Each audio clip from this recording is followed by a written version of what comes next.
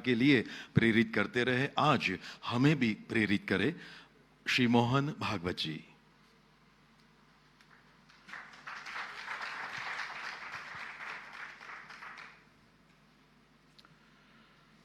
मंचस्थ सभी मान्यवर और श्रोतृवृंद में बैठे सभी विद्वज्जन, माता भगिनी, ये तो साहित्य से संबंधित कार्यक्रम है, इसलिए मैं सोच रहा था कि जितना मेरे पूर्व के वक्ता समय लेंगे उतना मेरे लिए अच्छा है। परंतु जो होनी है वो होती है। ये पुस्तक विमोचन में मैं हूँ, ये भी एक होनी ही है। नहीं तो वैसे रजत कुमार कर जी के यहाँ गया तब ये सब पता नहीं था कि विशिष्ट संपर्क ऐसा हम करते हैं। तो वहाँ पर उनके प्रवचन वगैरह टीवी पर होते हैं, वो कार्यक्रम चलाते, शिक्षा विभाग में रहे, उच्च पदस्थ रहे, लेकिन तब भी और रिटायर होने के बाद भी भक्ति का प्रचार करते हैं, तो उनका नाम है। तो उनको मिलने के लिए गए थे। सहज ही में उन्होंने कह दिया कि ऐसी एक पुस्तक है, उसका गुजराती अनुवाद हो चुका है, उसका प्रकाशन होना है, आपके हाथ से होना है। तो मैंने कहा ठीक है, अप्रैल में देखेंगे। साल भर के कार्यक्रम बन गए हैं। बाद में वहाँ बताया मैंने क्षेत्र कार्यवाह जी को कि भाई ऐसा मैंने बताया है, तो जब बनेगा तब जरा ध्यान रखना चिंतन भाई से, क्योंकि वो गुजरात के प्रांत प्रचारक हैं, उनसे भी। तो वो कुछ सूत्र ऐसे बने कि आज मैं आपके सामने उपस्थित हूँ। बाकी साहित्य क्षेत्र में आपके सामने मैं भाषण करूं, ऐसी मेरी योग्यता है, ऐसी मेरी गलतफहमी बिल्कुल नहीं है। परंतु कुछ काम करने पड़ते हैं, किसी किसी स्थान पर बिठाया जाता है तो करना ही पड़ता है। वैसे ही आज ये काम मैं कर रहा हूं। ये योग ऐसे बन के आया है, ऐसे जीवन में कई अनुभव आते हैं, सबके जीवन में रहते हैं, उसका कोई तार्किक स्पष्टीकरण नहीं होता। तो हमारे समाज में, यानी भारत की परंपरा में, ऐसी सब बातों को हम भगवान के खाते में डालते हैं।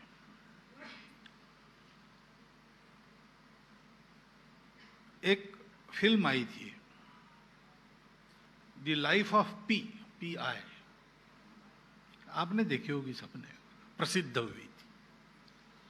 तो उसी में यही बात है कि भगवान है कि नहीं, ये द्वंद्व दुनिया में चलती रहता है। कोई बुद्धि पुरस्सर इस विश्व को निर्माण करके उसको चलाने वाला ईश्वर है कि नहीं है। विज्ञान में भी इसके दो उत्तर है, अध्यात्म में भी इसके दो उत्तर है।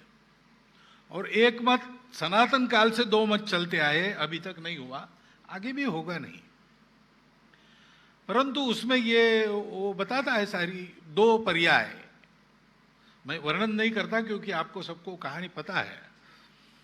जो कुछ हुआ है उसके दो इंटरप्रिटेशन है उसके पास। एक बड़ा काल्पनिक है, फिक्शियस है, और दूसरा बिल्कुल मुंडेन है कि ऐसे ऐसे हुआ होगा। तो आखिर वो उसकी कहानी लिखने के लिए एक लेखक उसके पास जाता है और ये सारा पूछता है। तो वो पूछता है कि दो में से कौन सा सही है। तो कहता है कि देखो, इस कहानी का कोई साक्षीदार नहीं है, देखा किसी ने नहीं है, मैं उसमें था, मैं आपको बता रहा हूं। आपके सामने दो वर्षन है, एक मैं बता रहा हूं वो है, एक जो आप बिल्कुल तार्किक कल्पना करते वो है।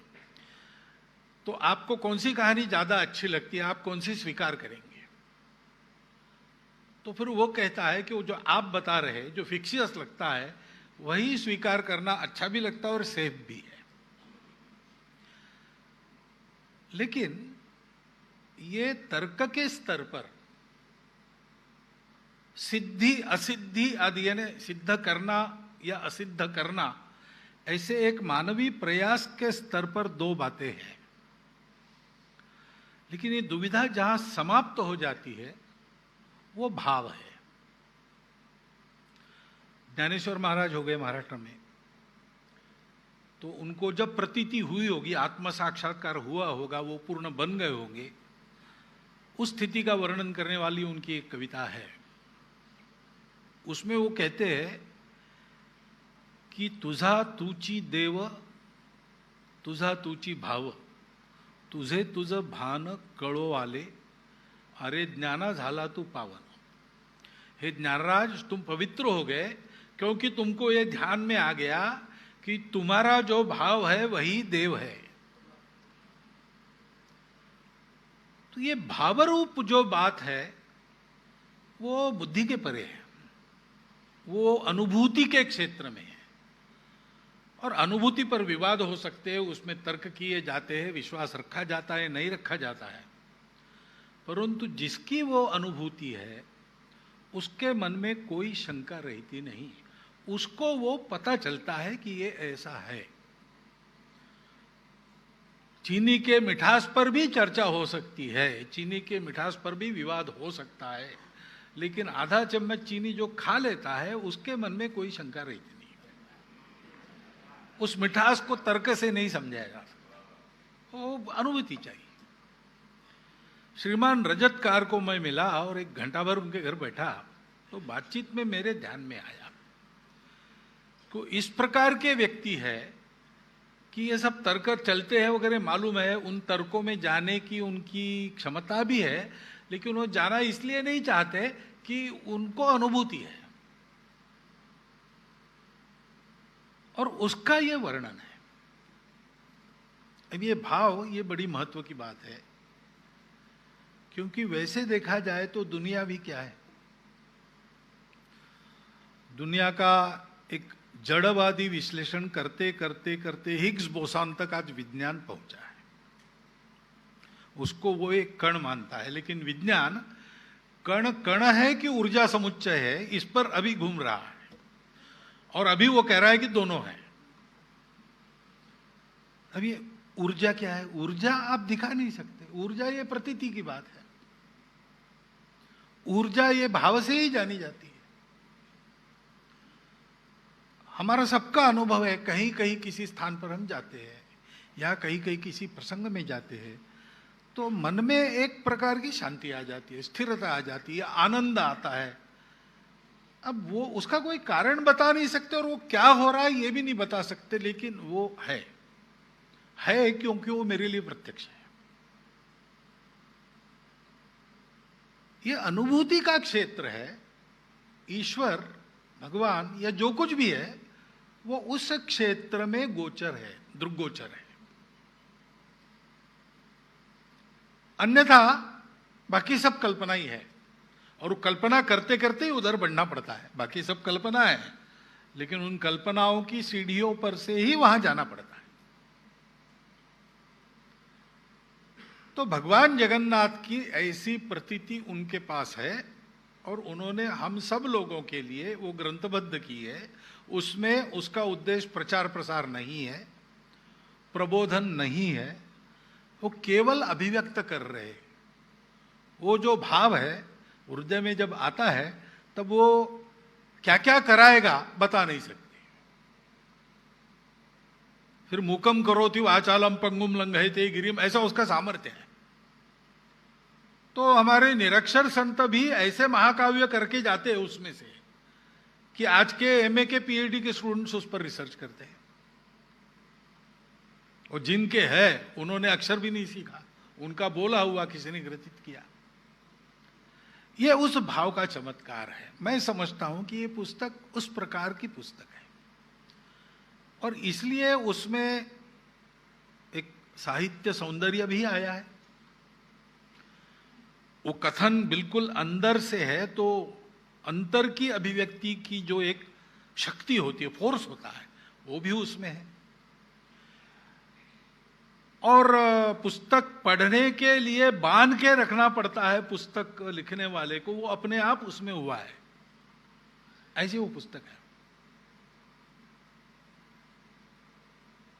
ये भगवान जगन्नाथ के बारे में है। भगवान जगन्नाथ ये उस तत्व का एक अलग ही रूप है। आपको ये पता है कि ऐसा कहा जाता है कि जगन्नाथपुरी में कलियुग में श्री विष्णु का प्रत्यक्ष निवास इस रूप में है, जो बताया चार, बलभद्र, सुभद्रा, श्री कृष्ण और उनका सुदर्शन चक्र। ये देव है, देवाधिदेव है, सृष्टि के पालन करता है, लेकिन बिल्कुल अपने जैसे है, वो पराये नहीं लगते। उनका रूप देखो तो कोई विशिष्ट रूप नहीं लगता। एक छोटा बच्चा भी आदमी का चित्र निकालने के लिए जो बेसिक एलिमेंट्स आदमी के शरीर के निकालेगा, उतना ही उनका रूप है। सारा अलौकिकत्व वो स्वर्ग में रखकर आए। सुदर्शन चक्र जैसा उनका जो शस्त्र है, वो शस्त्र वहां एक लाठी के रूप में है, जो आज के तारीख में सामान्य आदमी का वही एक अकेला शस्त्र हो सकता है और कोई नहीं हो सकता। तो एक लाठी के रूप में सुदर्शन चक्र उनके बाजू में। वो भगवान है, लेकिन वो हम लोगों के जैसा बीमार भी पड़ते हैं।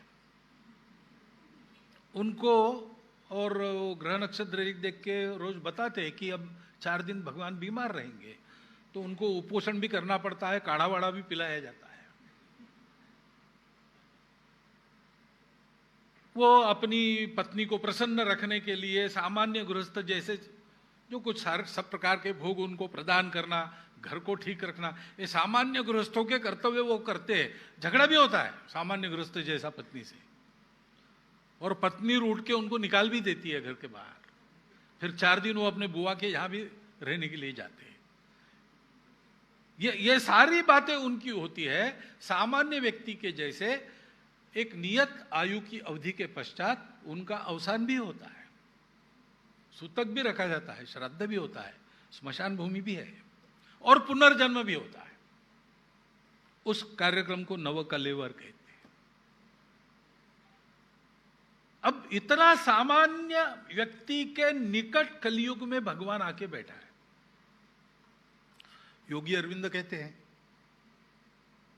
कि ये ठीक है, प्रयास करके मनुष्य उन्नत होकर देवत्व की ओर जाएगा, लेकिन मेरा प्रयास है कि देवत्व नीचे आकर मनुष्य को ऊपर उठाएगा। अब शायद कलयुग में ये जो प्रयास चलना है और यशस्वी होना है, उसकी भविष्य की साक्षी के रूप में, इस रूप में जगन्नाथ वहां आके बैठे हैं।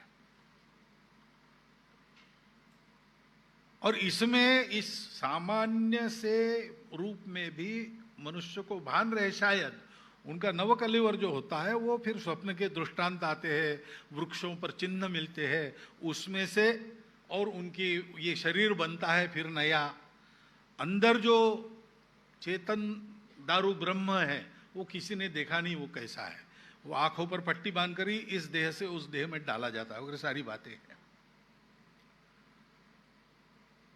और उनके यहाँ चूंकि पूरे मानवता के, पूरे समाज के, तो पुरी के महाराजा से लेकर तो जंगल में रहने वाले आपकी आज की भाषा में जनजातीय बंधु, उन तक सबका रोल है। ये सब लोग अपना अपना काम करते हैं तो उनका ये जीवन चलता है, और मुक्त द्वार है इन सब के लिए। भगवान का प्रसाद सबको मिलता है। वहां कोई किसी प्रकार की भेद दृष्टि के लिए कोई स्कोप नहीं है। शास्त्र में बिल्कुल नहीं है, परंपरा में बिल्कुल नहीं है, लेकिन मनुष्य की बुद्धि है, वो जितनी करती है उतनी ही रहती है। मनुष्य की बुद्धि को क्या करे, वो जहां नहीं है वहां भी उसकी दृष्टि काम करती है। लेकिन जहां लोग उनके इस भाव के साथ एक रूप होकर आचरण करते हैं, वहां ये सारे भेद वगैरह सब तिरोहित हो जाते हैं। ये ऐसे विशिष्ट भगवान जगन्नाथ है, पुरी के जगन्नाथ। और इसलिए आज के युग में इनका महत्व, ये भाव है, और ये भाव सारे भारत की भावना से एक रूप भाव है। भाषा कोई भी हो, भारत में भाषाएं अनेक है, बोलियां वगैरह मिलाकर तो 3800 तक है ऐसा कहते हैं। और एक ही भाषा अलग अलग ढंग से बोली जाती है तो समझ में नहीं आती। सौराष्ट्र की गुजराती मैंने सुना है, बहुत ज़्यादा जानता नहीं हूँ, लेकिन सौराष्ट्र की गुजराती यहाँ मध्य गुजरात में समझना थोड़ा प्रयास करना पड़ता है, तब समझ में आती है। है, हर भाषा का ऐसा है। लेकिन भाषा अलग अलग है तो भी क्या होगा, भाव तो एक ही है। भारतवर्ष की एकात्मता इस भाव में है। दुनिया में जैसे जगन्नाथपुरी के जगन्नाथ जी जैसे दूसरे नहीं है, वैसे भारत जैसा दूसरा नहीं है।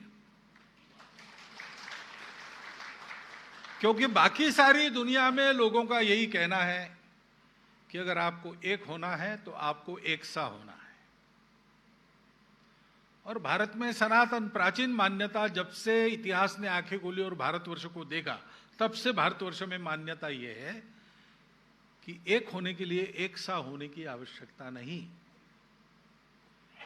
क्योंकि ये जो अनेक दिखता है वो एक से ही बना है, एक ही अनेक बना है।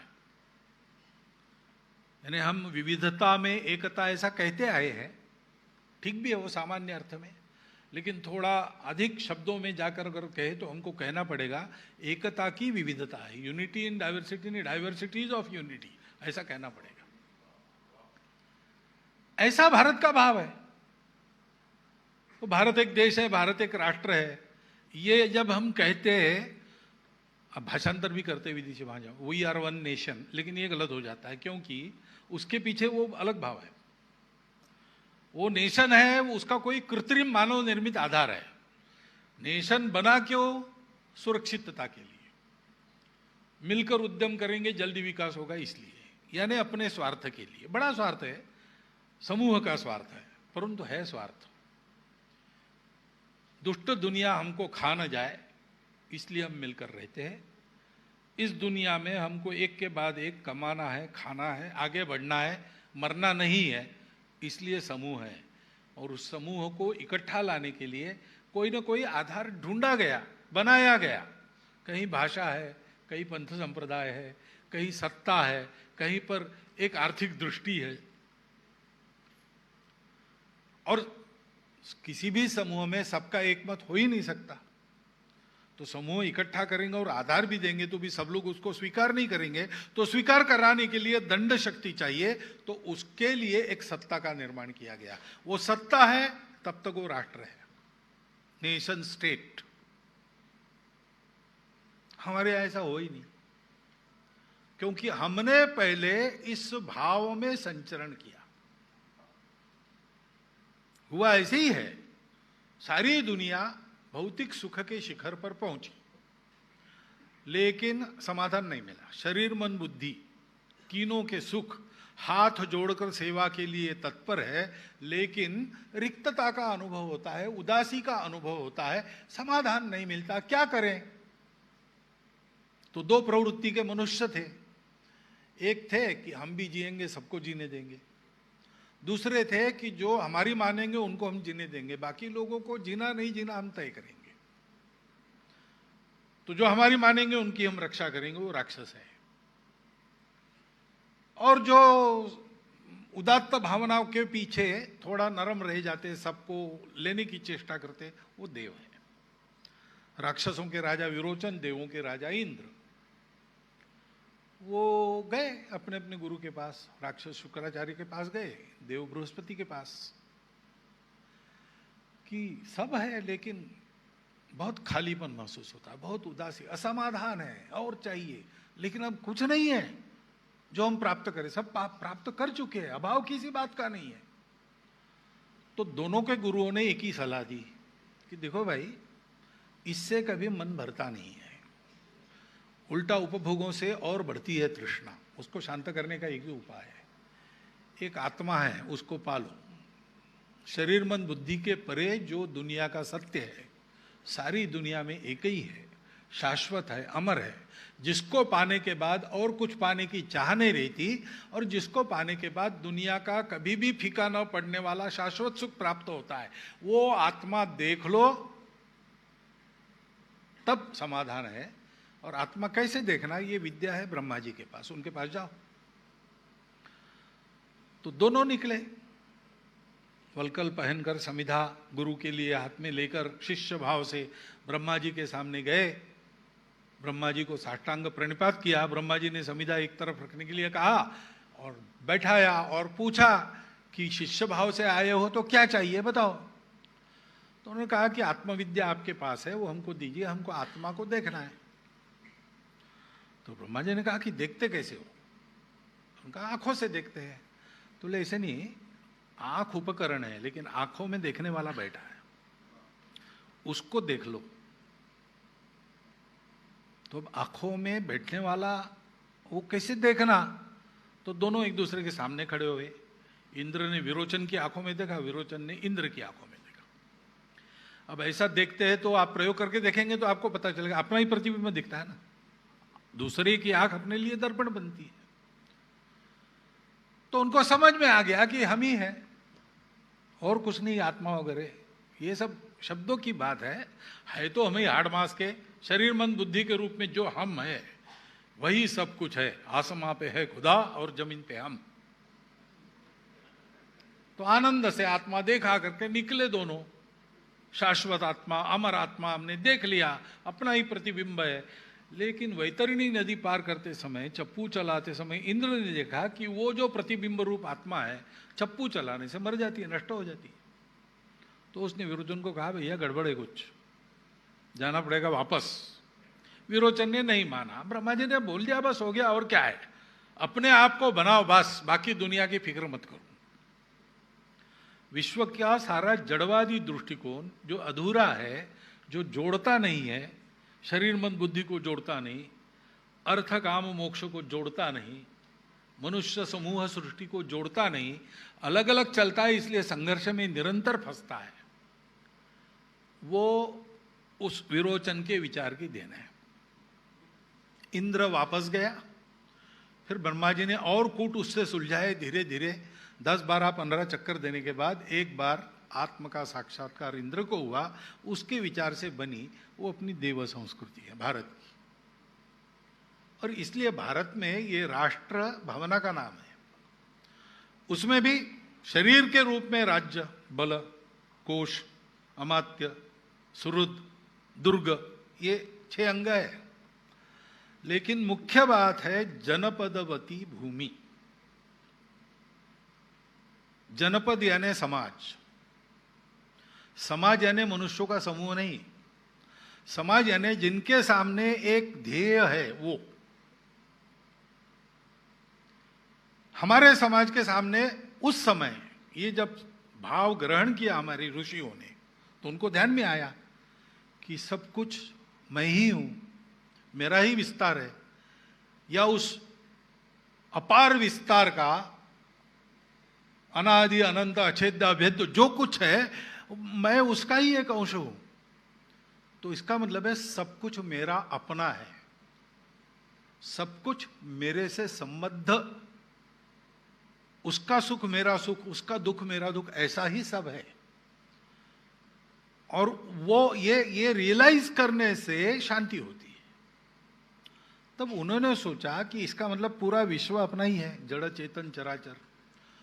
तो उन सबको ये ज्ञान होना चाहिए, क्योंकि एक इस ज्ञान के होने के कारण हमारा जीवन सुखी हो गया, शाश्वत रूप से सुखी हो गया। तो सब अपने हैं तो उनको ये शाश्वत सुख मिलना चाहिए। ऐसा सारी दुनिया को सिखाना, एतद्देश प्रसूतस्य सकाशाद अग्र जन्मनाथ स्वम स्वम चरित्रम शिक्षेरन पृथिव्याम सर्वमानवा। बड़े भाई के नाते हमारे पास आए, क्योंकि प्राचीन है दुनिया में सबसे, विश्व से लोग आए और हमसे सीखे जीवन कैसा जीना। ये सारी दुनिया को सिखाना, शरीर मन बुद्धि को जोड़ने वाला आत्मा, अर्थ काम मोक्ष को जोड़ने वाला धर्म, मनुष्य समूह और सृष्टि को जोड़ने वाली परमेष्टि की सत्यता, ये सारी दुनिया को देने का कर्तव्य, उसके लिए एक राष्ट्र चाहिए। इसलिए बहुत परिश्रम पूर्वक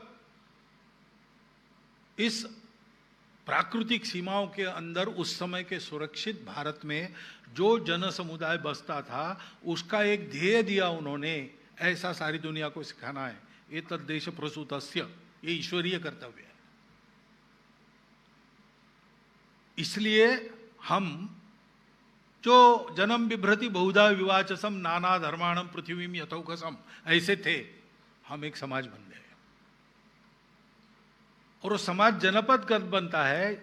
जब वो अपने निवास की भूमि से अपना संबंध जोड़ लेता है। वो भूमि उसके हम स्वामी नहीं है, उस भूमि के हम बाशिंदे नहीं हैं, हम उस भूमि के पुत्र है। माता भूमि ही पुत्रो हम पृथिव्याम। मुझे कभी कभी लगता है माता भूमि तो पूरी पृथ्वी के लिए कहा है हमने, लेकिन पुत्रो हम पृथिव्याम जब कहते तब एक तरफ भूमि कहा, दूसरे बार पृथ्वी क्यों कहा? दो शब्द। तो ये भूमि वो है जिसके हम पुत्र है। वो भूमि राजा पृथु ने जिसको रहने योग्य कृषि योग्य बनाया, वो है पृथ्वी। इस भारतवर्ष में हमने इसको हमारी माता माना, हम इसके पुत्र है ये कहा, और इसको लिमिटेड नहीं लगा केवल यही भूमि हमारी माता, ऐसा नहीं। भूमि तो माता है, भूमि माता सबके लिए है। मेरी कुछ आइडेंटिटी बतानी पड़ती है ना, अपना नाम तो बताना पड़ता है, क्योंकि भौतिक जीवन में से जाना है तो अलग अलग शरीर दिया है तो अलग अलग नाम भी है हम सब ब्रह्म। परंतु उस ब्रह्म भाव को प्राप्त होने के पहले भौतिक दुनिया में से जाना है, तो वहां के कानून के अनुसार चलना पड़ेगा, तो अलग नाम है। तो हम इस पृथ्वी के पुत्र हैं।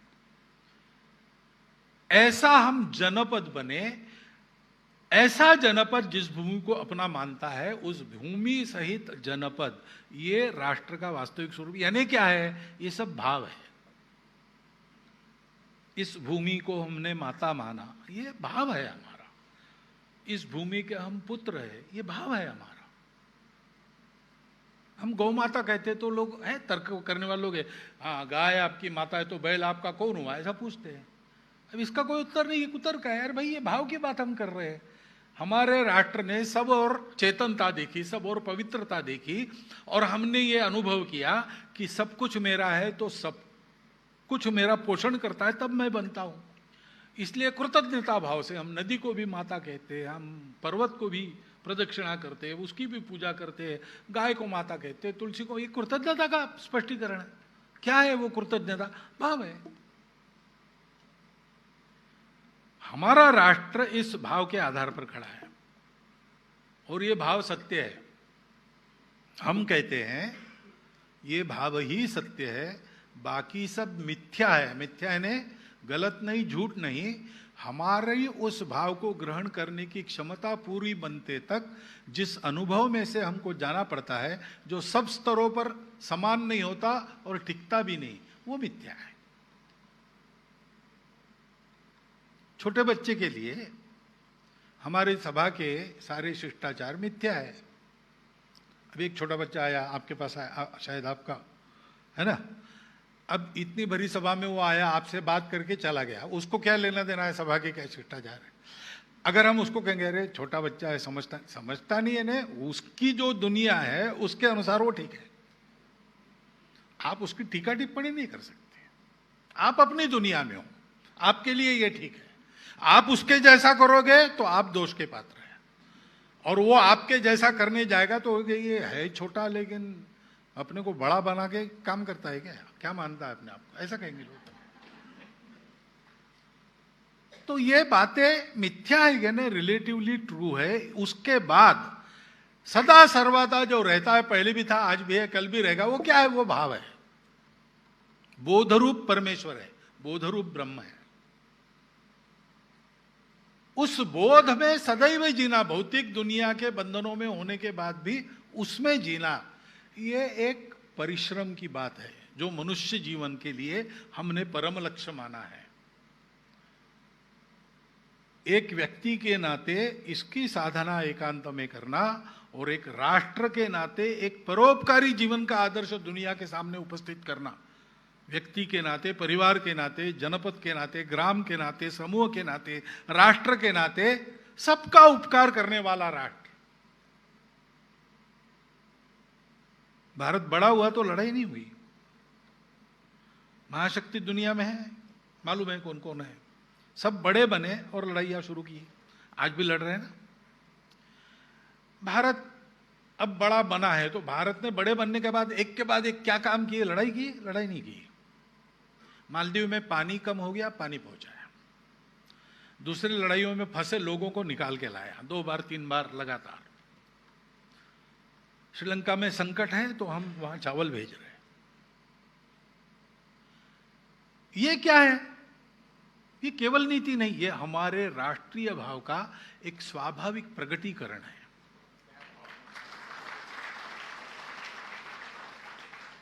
पुरी के जगन्नाथ वहां रहकर ये बोध देते हैं, अलौकिक न होते हुए लोगों के लिए सबके साथ सबके जैसा रह के वो कहते हैं कि देखो दुनिया सबके लिए है, इस दुनिया में रहना है तो मुझे भी नवकलेवर करना पड़ता है, मुझे भी बीमार होना पड़ता है, लेकिन मैं वो बीमार नहीं हूं, वो मैं मरने वाला नहीं हूं, मैं तो सदा हूं। तुम भी इस दुनिया में हो, तुमको भी शरीर मन बुद्धि के बंधन है, उसका पालन करना पड़ता है, लेकिन अगर तुम्हारे स्मरण में नित्य ये रहे कि इस शरीर मन बुद्धि से मर्यादित तुम नहीं हो, तुम जो हो वो जगत रूप जगन्नाथ हो, तो तुम मेरे जैसी सुखी बन जाओगे और तुम कलियुग के जैसी विषम स्थिति में भी संपूर्ण जगत के पालनहार बन के उसका पालन कर सकोगे। यह संदेश जिस भाव के कारण प्राप्त होता है, उस भाव की अनुभूतियों का वर्णन इस पुस्तक में है और इसलिए हमारे लिए एक बहुत महत्वपूर्ण पुस्तक है। उसको इस बुद्धि से आप पढ़िए। भाषाएं हमारी अनेक है, लेकिन सब में यही भाव है। सब भाषाओं में रामायण है, सब भाषाओं में महाभारत है, सब भाषाओं में समान अर्थ की कहावतें हैं। सभी भाषाओं की परंपरा व्यक्त करती है, इसी भाव को व्यक्त करती है।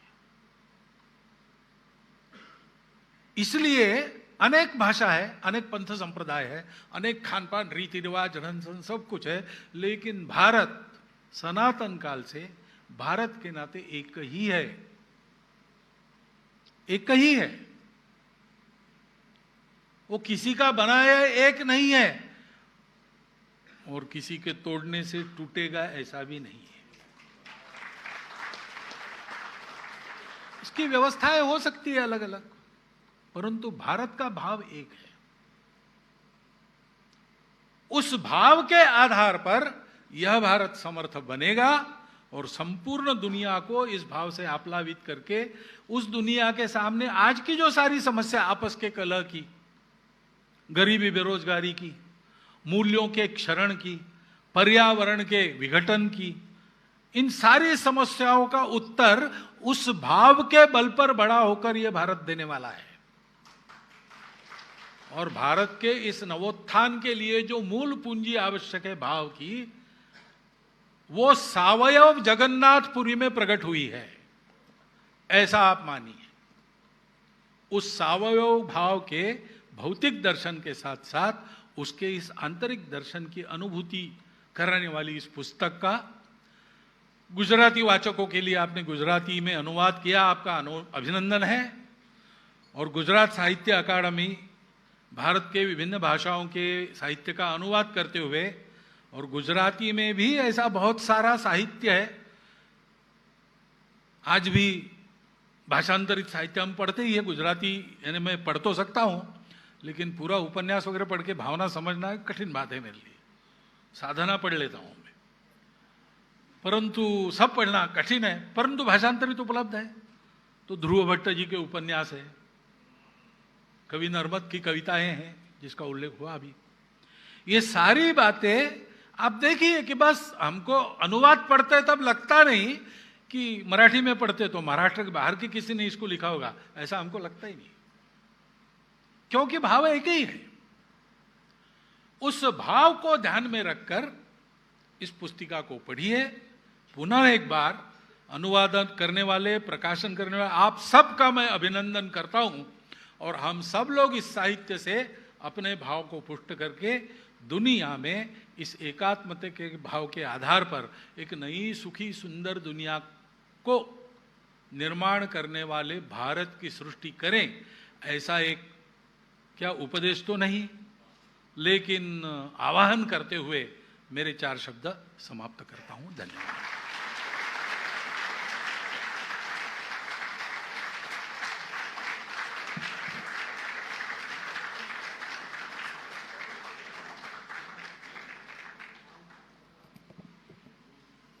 धन्यवाद परम वंदनीय मोहन भागवत जी। आपने अपने प्रेरक उद्बोधन में अनुभूति की बात की और कहा कि भारत के नवोत्थान में भाव की प्रबल भूमिका क्या